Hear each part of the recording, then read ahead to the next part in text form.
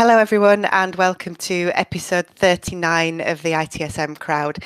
Today we're going to be talking about mentoring and coaching, but more specifically we're going to talk about what that looks like in an agile world. So what are the differences when we're working in small self-directing teams, when feedback is constant and when people are much more empowered to set their own direction.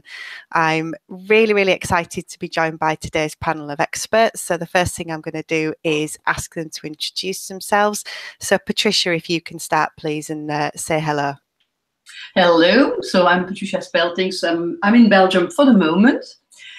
So in a previous life I was an ITL expert, and now I prefer to define myself as just a passionate human being. So I'm passionate about the human potential, and so I've studied coaching, mentoring, and I'm an accredited coach and mentor.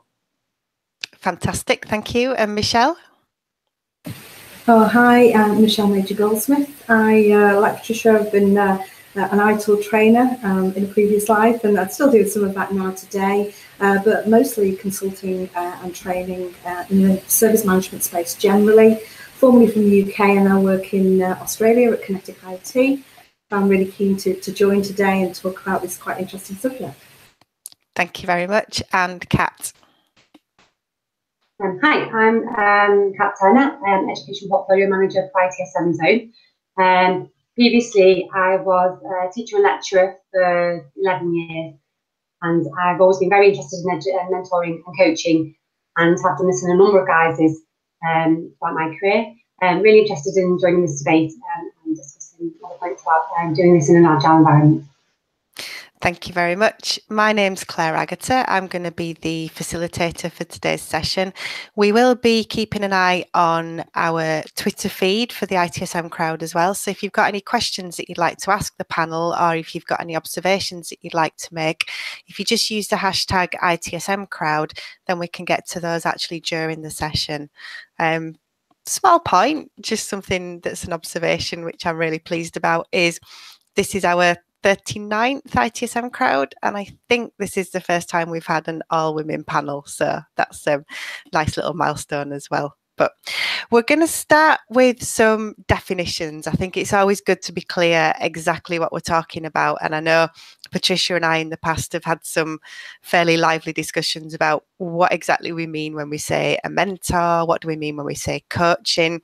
So Patricia, I'm going to come to you first, please, and if you can just define for us what exactly we mean when we say coaching and what we mean when we say mentoring.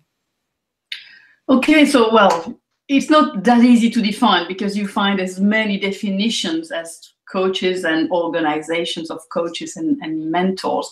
So as the focus is more on mentoring today, I will read you the definition of the EMCC. So EMCC is the European Mentoring and Coaching Council. So these people, I'm a member of that association, and these people have thought about what it is exactly. And I find that their definition quite interesting. So mentoring is a developmental process. With those two words, everything is said. Developmental process, which may, in some forms, involve a transfer of skill or knowledge from a more experienced person to a less experienced through learning, dialogue, and role modeling. That's important as well, that role modeling aspect. In other forms, it may be a partnership for mutual learning between peers and across differences such as age, race, and discipline.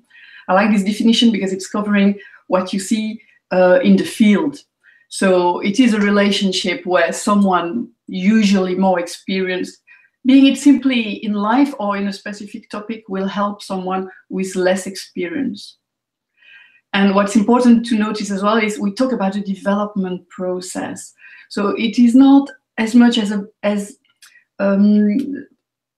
achieving an objective. It's more about developing the person, and that's the origin of the word mentor in the Greek mythology. Mentor was educating Telemach, so it's an educational, it's a development relationship.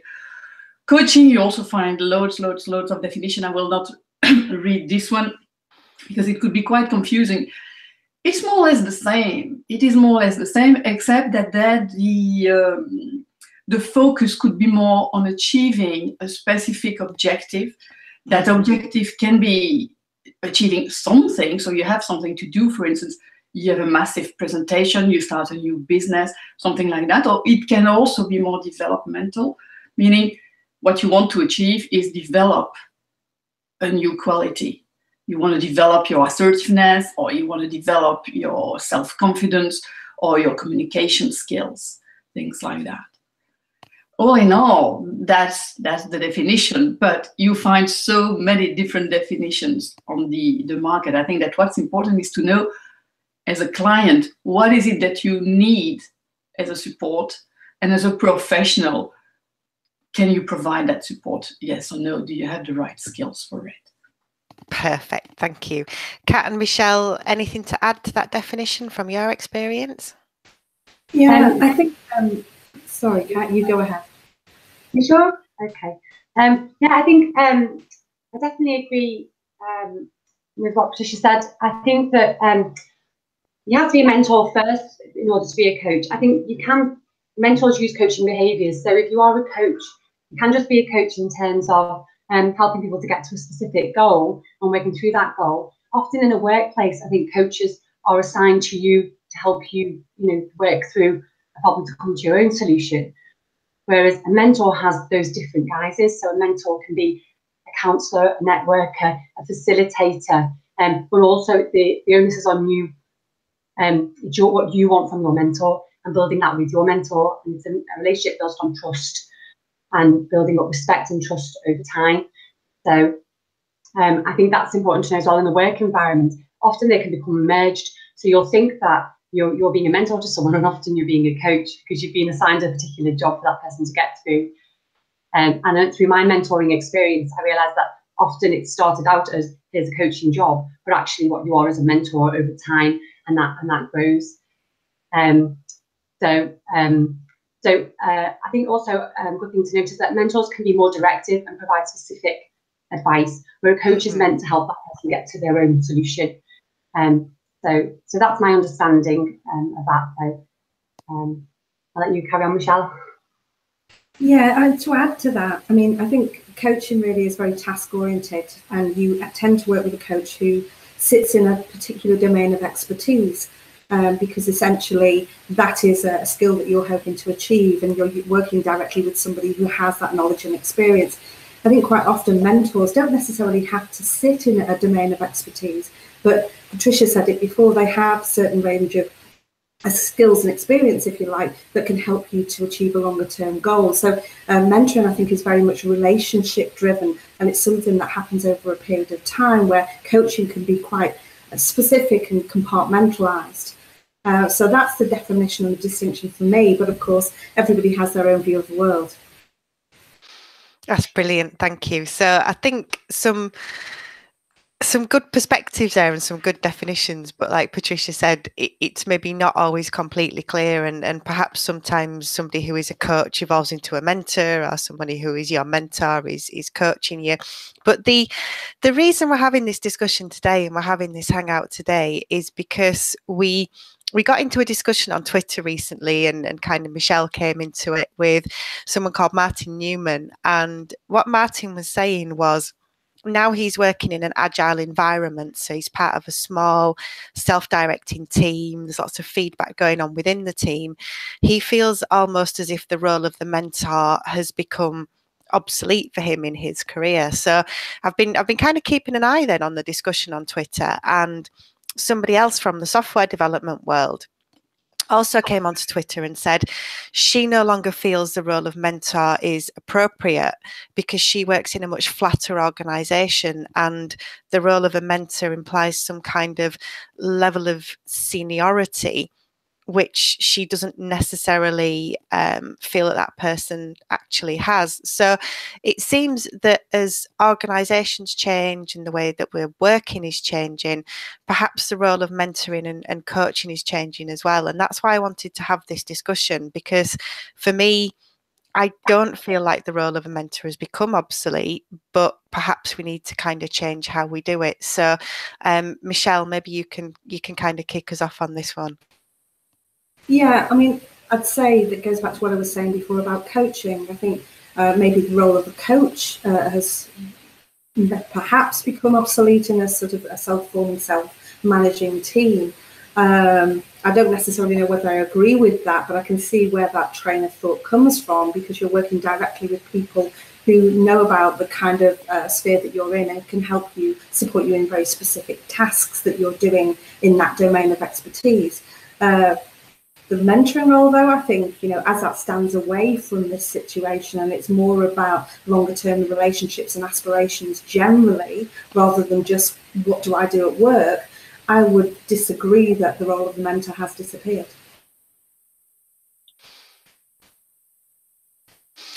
Yeah, I think I would agree with that also.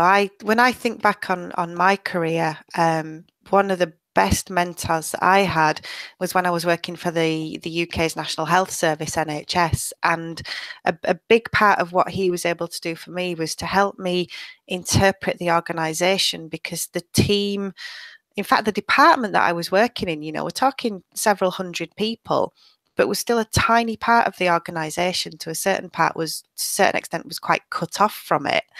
So I needed that mentoring role to help me develop within the organisation, to help me understand the organisation. Is this something you see, Patricia? Do you see a change in the way that mentors are being perceived? Well, I think, in my view, we need more and more mentors.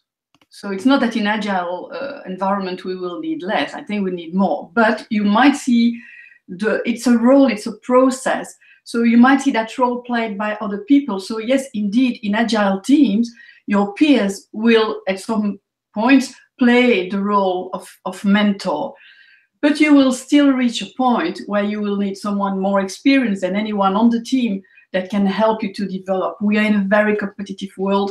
We really need, especially in Agile team, to be extremely performant all the time. So I think that in Agile team, you cannot afford not getting the help you need. And so when within the team, nobody can play the role of the mentor at the moment, you need to go elsewhere. You need to go and get a mentor. I think we need to see the reality. There is always a moment where there is something we will not understand, when there is something we will not see, when there are new skills we need to develop. And skills, I don't talk about hard skills and knowledge, I really talk about human skills, personal skills, manage your energy, manage your stress, get better relationships with your colleagues. All this is so important in the results of the team. So yes, I also tend to disagree with the fact that mentors are not needed any longer. I think it's the other way around. It's the other way around. I think I would agree with that. Kat, tell us a little bit about your experience with mentoring. Okay, I just want to add firstly to what we've been talking about in terms of the Agile environment, because I think that obviously people are very busy in an Agile environment, and often they feel that they don't need a coach, or it's not necessary. But I think that if coaching isn't integrated into the ground level of your business as you grow, you're going to start hitting problems very soon. If somebody leaves who has a particular skill, and that skill hasn't been shadowed or developed or logged, then obviously it's going to cost you a lot more in your workforce, and then you start to have other problems.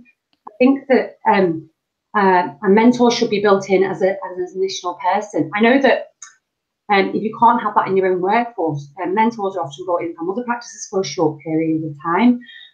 For example, I know there's different types of mentoring, or people that come in just to kickstart a project with Agile experience, or just to come in just in time for a particular phase of the project. And obviously coming in from another technical environment as well, I think is really important. Although this is from 2010, Lisa Watkins, she looked at coaching Agile teams, and actually what she was talking about was a mentor. And in Agile teams, saying that they need good knowledge of Agile practices, they should be able to coach, they should be able to mentor, train and facilitate, and have a mastery in particular areas such as technology, product or transformation. So to say that a coach isn't, or a mentor isn't needed, I think is to actually leave yourself open to gaps. If someone moves on or changes or something happens in your system, a mentor is also someone that could go on to model behaviours. If they're watching behaviours happen within an agile environment, they could then look at the best practice of those behaviours. So that's my understanding of that. But also my experience of mentoring, I find that often you'll come in with a set of ideas that you think that person needs, and often it's something completely different. And so it's about being flexible and reading people. And I think that it's really important to realise that it's one of the, it is about people and it's about communication, and that's massively important. In any company that you're in, and whatever practice that you're doing. But I'd find I'd go in to talk to someone about time management in a coaching role, and then you'd find out that there are all sorts of other issues that you'd have to then need to support, facilitate as well. And I think it's about having that experience, having that intuitive knowledge really as a practitioner that you can bring to a role. Because to say that you don't need mentors or coaches is really to say that nobody really needs to develop, no one needs to improve or relate to other people, in a more broader sense, So that's my view. Yeah, I mean, do we think that, because a lot of Agile talks about these small self-directing teams, but obviously those teams exist within a wider organisation. Do we think that there's maybe a danger that without some occasional input from outside the team, perhaps the team just becomes too inward-looking and insular? Yeah, I think that's true, Claire. I mean, the key thing with mentoring is you get bigger perspective. So when you take on a mentor, as I said before, they don't necessarily have to sit within your domain of expertise, so they can give you a bigger view of the world. So I think that's a really important point. But also thinking about the coaching aspect, I mean, quite often there's quite a negative connotation to coaching. People assume that, having a coach and similarly a mentor, because people confuse the terms, but having either one of those means that they need support in a negative way. And Kat's have just alluded to it, it's all about this continual professional development. We can't assume that we are equipped to be able to deal with all the requirements to sort of advance our skills on a personal level, because that's never going to happen. So rather than it being viewed as a negative thing, I need support, it has to be turned around to be something that, is a very positive thing, because it's really signing up to developing, either a trouble area of yours or your overall expertise. And I don't think teams alone, self-managing teams, are going to find the necessary resources and capabilities, the expertise within that domain to be able to extend themselves further.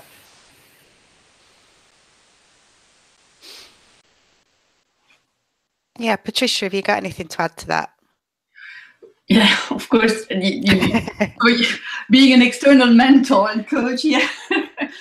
Yeah, I think I totally agree with what Michelle just said. When you are stuck in the system, there are loads of things you end up not seeing. And so you need someone external who will discover the system with fresh eyes and will be able to come up and bring a new perspective. And then there is another aspect also to getting an external mentor. I would even say to get a professional mentor.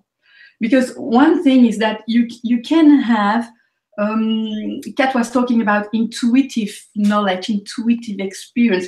Yeah, that's fine to a certain point. Like an internal coach or an internal mentor is fine to a certain point. That you will reach a point where you will need someone who is not part of the team, so who can see things differently, and who is a professional in behavioral and professional and personal development.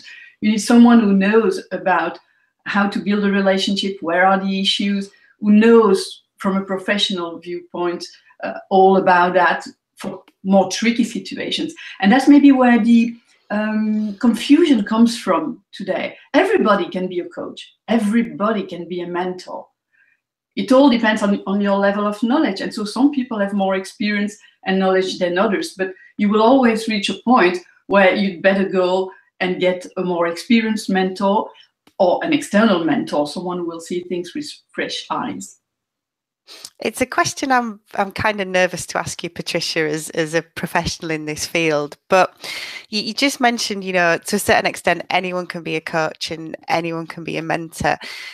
Do you think that with the rise of social media and with the rise of much more engagement online, people are getting to a certain extent some mentoring, some coaching on Twitter, on Facebook, on LinkedIn? Do you think it can work like that? Yeah. What is it about? It's a developmental process. So it's all about opening perspective. It's all about raising the level of consciousness of people. That's what we do as parents.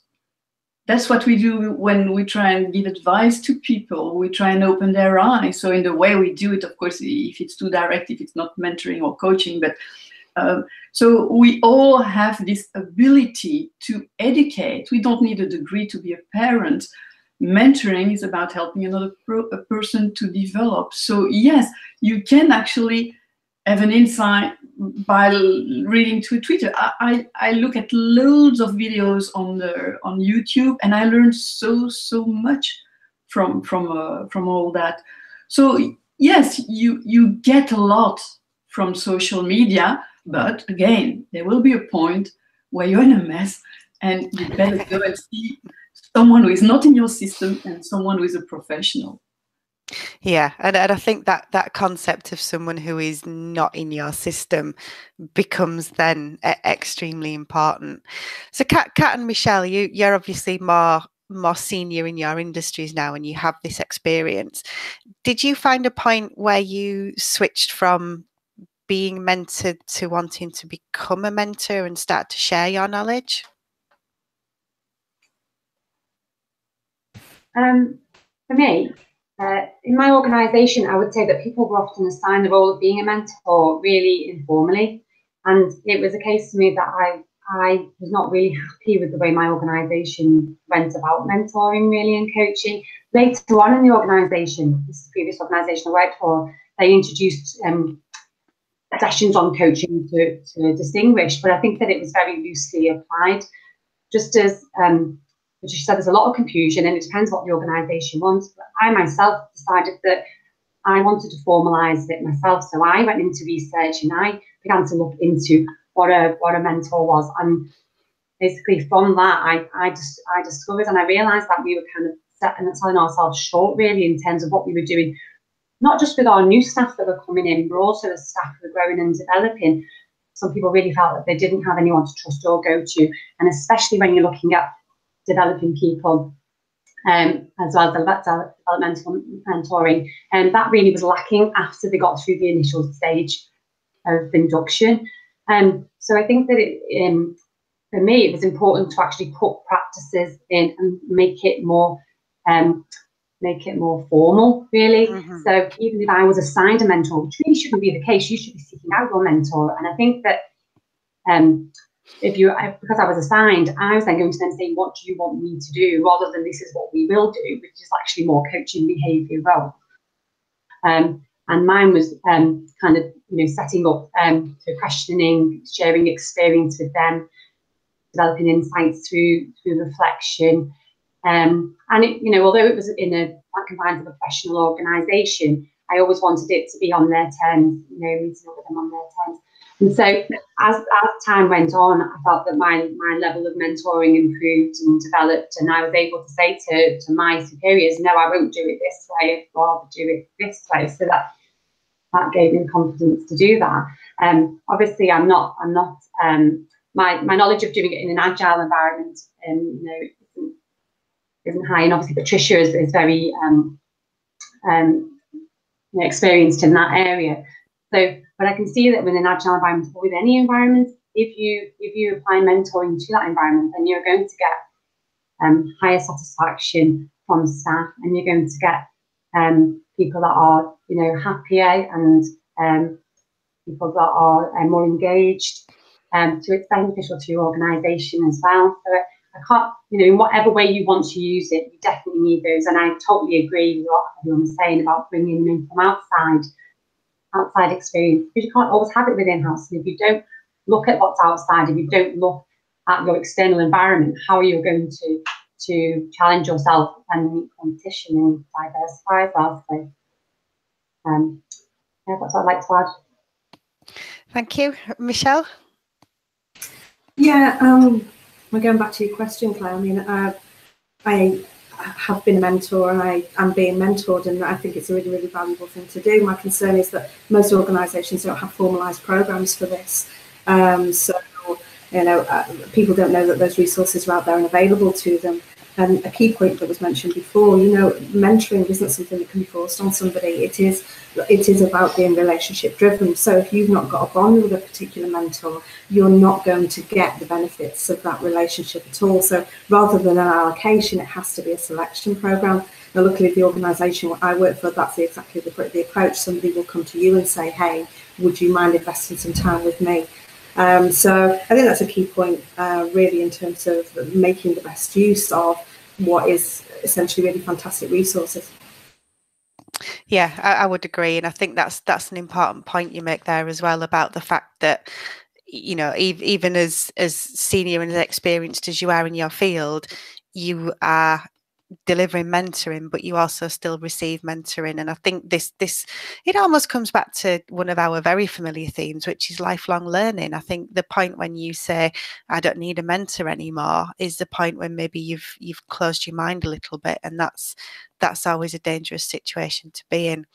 So we've come to the end of our time today, which is absolutely flown. And I think some key points to kind of pick out about what's been said there. We're all in agreement that, you know, even in an agile environment, mentoring still very much has a place. So if your organisation doesn't have some kind of formal mentoring program in place, maybe that's something to start pushing for. Or, you know, like Kat said, you know, seek out your mentors and look for the people in your industry who can inspire you and who can share something and who can teach you. And it may even be that this is somebody from a completely different field who's got some relevant experience to share. So thank you so much to our panel for today. Thank you to Kat, thank you to Michelle, thank you to Patricia, and we will see you very soon on the next episode of the ITSM Crowd. Thanks, everyone.